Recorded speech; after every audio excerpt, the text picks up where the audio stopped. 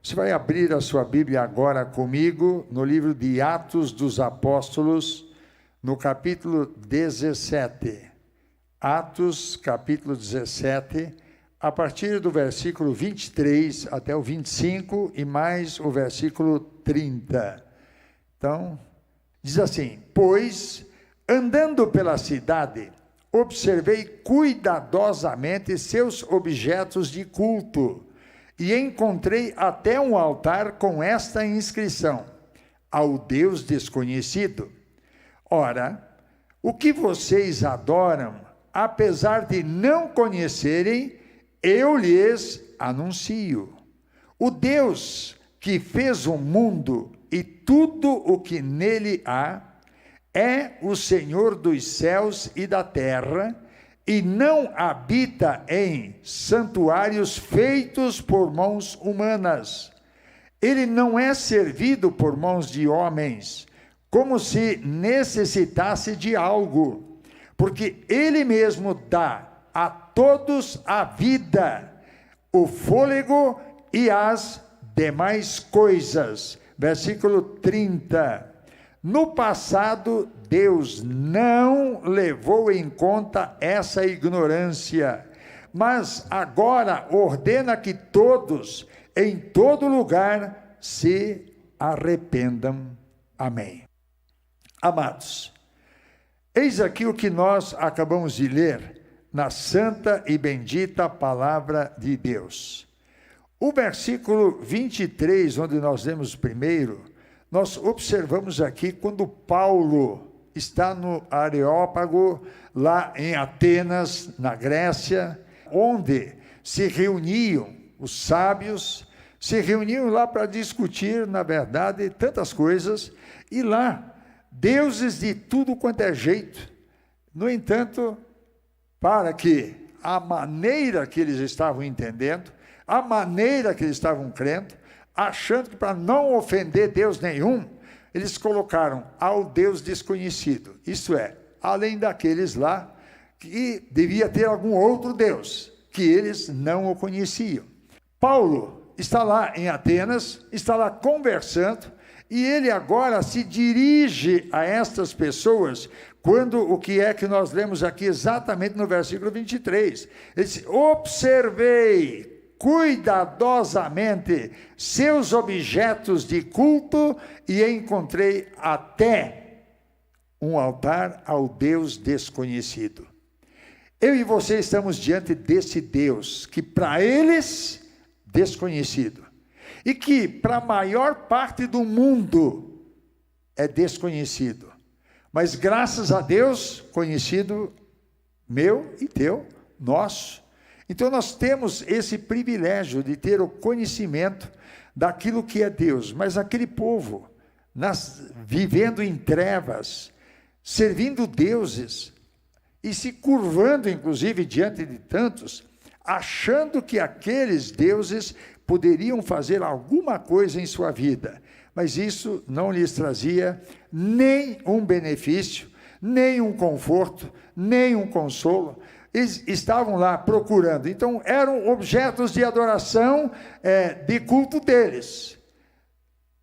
De culto deles. Hoje tem tantos duendes, cosmes e um monte de coisa por aí, que as pessoas criam, que as pessoas inventam, mas que a palavra de Deus não aceita.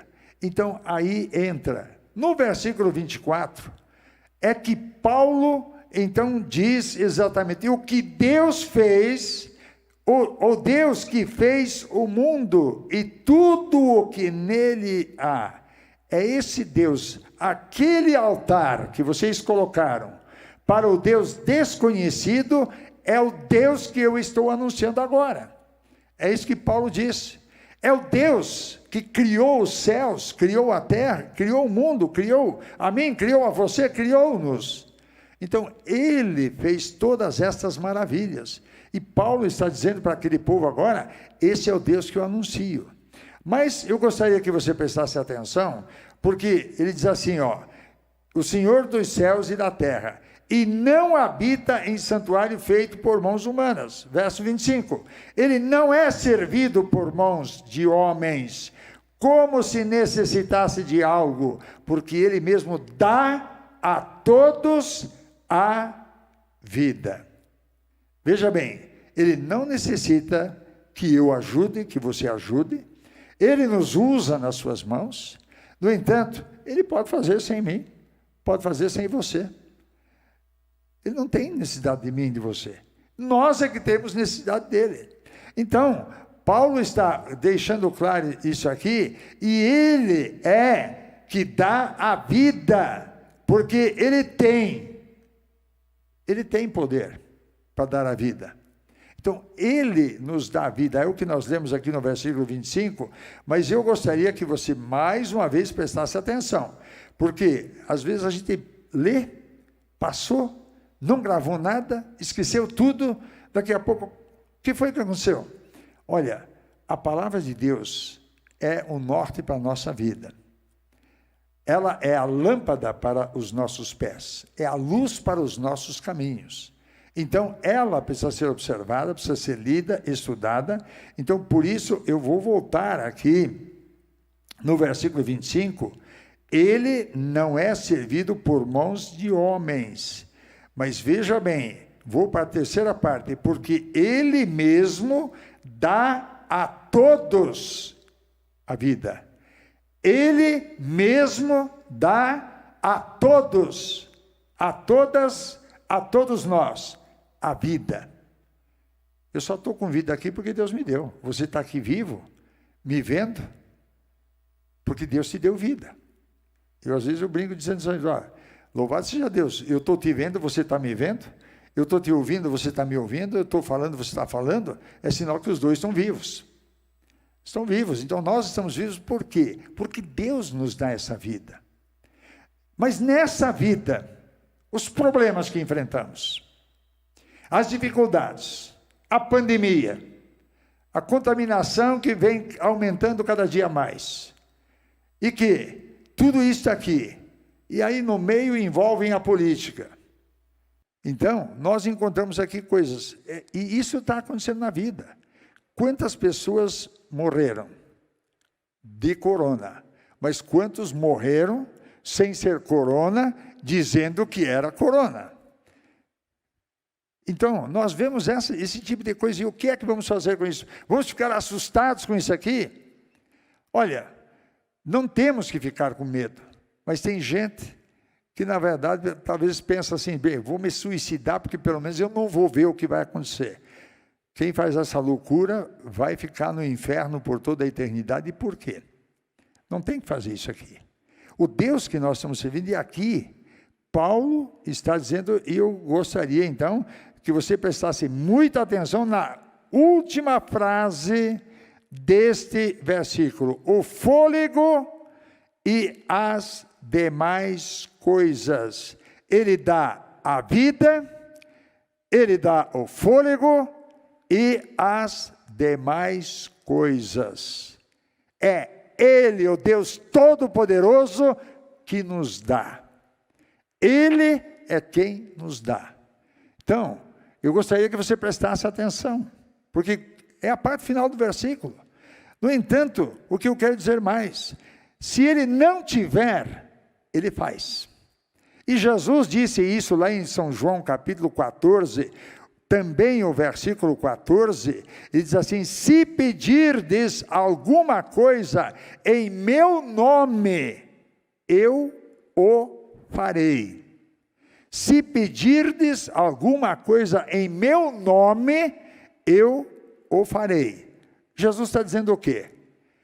Quando Paulo aqui menciona vida, fôlego e as demais coisas, que nós precisamos, que temos necessidade, então, eu e você precisamos observar, porque lá no livro de Mateus, quando Jesus diz, ele fala de tudo que nós precisamos, da roupa, do calçado, do alimento, e depois ele diz, buscai primeiro o reino de Deus e a sua justiça, e todas estas coisas vos serão acrescentadas. Isto é, todas as necessidades Deus supre. Deus supre. E aqui, Jesus está dizendo, se você tiver necessidade de alguma coisa, tudo que pedirdes, eu vou dar. Então, quando nós pedimos ao Pai, em nome de Jesus, uma bênção, uma graça, um favor, Ele nos dá. Tem coisas que estão ao nosso alcance, a distância que eu e você podemos apanhar, podemos ter, mas tem coisas que não. Mas o Deus que nós servimos, e Jesus então deixou claro, tudo, se vocês pedirem alguma coisa em meu nome. Nós usamos tantos nomes para tantas coisas, e não usamos o nome de Jesus para sermos abençoados por Ele. Porque quando nós pedimos ao Deus Pai, em nome de Jesus Cristo, Ele, Jesus, vai fazer. Ele vai fazer. Na virtude e no poder do Espírito Santo. Porque veja bem, o Pai, o Filho e o Espírito Santo, no dia do batismo de Jesus nas águas, a voz se ouviu no céu: este é meu Filho amado. Quem estava sendo batizado? Jesus. E o Espírito Santo desceu sobre ele em forma corpórea de uma pomba, pousou sobre Jesus. Lá estava o Pai falando, lá estava o Filho batizado, e lá ele estava recebendo a virtude do Espírito Santo. Lucas capítulo 5, está muito clara a palavra de Deus, quando lá diz que Jesus estava com a virtude do Espírito para curar. O Pai, o Filho e o Espírito Santo. E o paralítico, que foi descido na frente de Jesus, porque não teve meios de entrar, o pessoal, é aquela coisa, não é isso? Estavam carregando o paralítico, o pessoal estava na porta, tudo lotado, superlotado, fechado, ninguém deu chance de levar esse paralítico para colocar na frente de Jesus. Mas quando nós queremos a bênção, quando nós buscamos, então, não abriram caminho, você diria, mas que gente, não é isso? Será que se você estivesse lá, você não ia fazer a mesma coisa? Porque a gente diz assim, mas como pode? Tá, mas se eu estivesse naquele mesmo lugar, com a mesma cabeça deles, com a minha cabeça é outra coisa. Muitas vezes digo assim, ó, eu no teu lugar com a minha cabeça, não com a tua, eu não faria assim. Eu não faria assim. Porque se eu tiver a tua cabeça, eu ia fazer do jeito que está fazendo. Então aí, estaria assim, será que eu e você não estaríamos fazendo a mesma coisa? Na verdade, nós estamos fazendo isso aqui. Quando nós não buscamos aqueles que estão lá perdidos, estão doentes, precisam da bênção, e nós nem sequer vamos lá, nem sequer os convidamos para vir à casa de Deus. Estamos fazendo o que aquela turma fez. No entanto, aqueles corajosos, 4 homens corajosos, eles sabiam bem, Jesus vai curar o nosso amigo, Jesus vai curar esse homem que está aí, sofrendo, mendigando, a família sofrendo por causa desta paralisia dele, desse problema dele, nós vamos dar um jeito. Eles subiram a escada, eles abriram o teto, eles desceram esse homem até a presença de Jesus, e Jesus curou aquele homem. Por quê? Havia o esforço também das pessoas. Quem cura é Jesus. Ele não necessita de mão humana nenhuma. Só que ele diz assim, porão as mãos sobre os enfermos e os curarão. Estende as mãos e isto acontece. É o que Deus diz para Moisés, estende a tua mão em direção ao mar. Ele não tinha que meter a mão lá dentro da água do mar. Estende. E isso que ele fez. E Deus abriu o mar.